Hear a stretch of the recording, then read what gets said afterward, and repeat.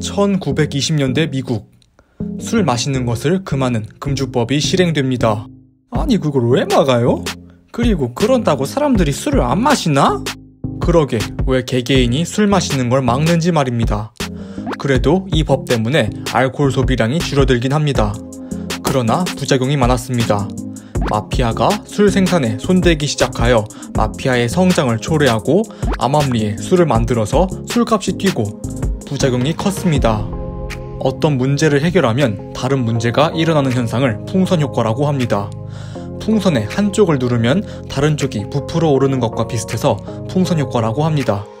금주법 말고도 성매매를 금지하려 했지만 음지에서 성매매가 늘어나는 현상, 집값을 잡으려고 각종 규제를 시행했지만 집값이 더 오른 현상 등 풍선 효과는 다양한 사례가 있습니다. 풍선 효과가 왜 일어나고 어떻게 막을 수 있는지에 대해 알아보겠습니다.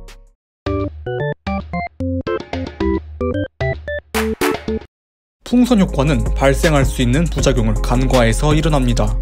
1920년 미국은 금주법으로 술 마시는 것을 막으려 했지만 어떻게든 술을 마시려는 시도가 있을 수 있음을, 술을 만들어 큰 이득을 보려는 범죄단체가 탄생할 수 있다는 것을 간과했고 큰 부작용이 발생했습니다. 그러면 풍선 효과를 어떻게 막느냐? 문제를 해결하기 위해 내놓은 해결책이 다른 부작용을 낳을 수 있는지 없는지에 대해 생각해야 합니다. 또 문제가 왜 발생했는지에 대한 고찰이 필요합니다. 어느 부대에서 군인들이 식당 밥을 안 먹어요. 식당을 안 가고 PX를 가요. 그래서 PX를 폐쇄하는 해결책을 내놓습니다. 이러면 군인들이 식당에서 밥을 먹으리라 기대하면서 말입니다.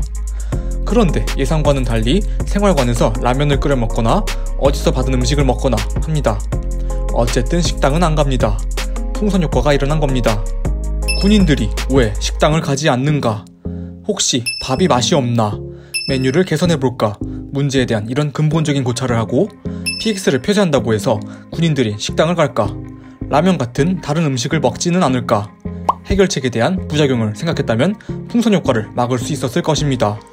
그런데 이거 실화예요? 그렇다고 합니다. 뭐 믿거나 말거나.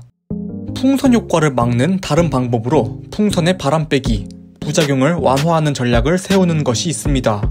문제를 근본적으로 해결하기보다는 우회적으로 해결하여 문제가 가진 폐단의 규모를 줄이는 것도 방법이 됩니다.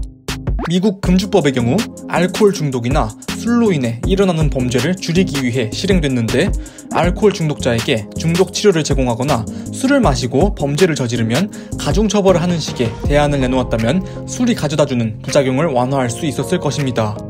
문제를 문제로 인식하는 것, 그것을 해결하려는 의지는 좋습니다. 그러나 깊이를 갖춘 고찰도 필요합니다. 생각 없이 내놓은 해결책은 구성원 모두를 힘들게 합니다. 조직의 주 결정권자들이 풍선 효과를 꼭 유념해 주시기를 바랍니다.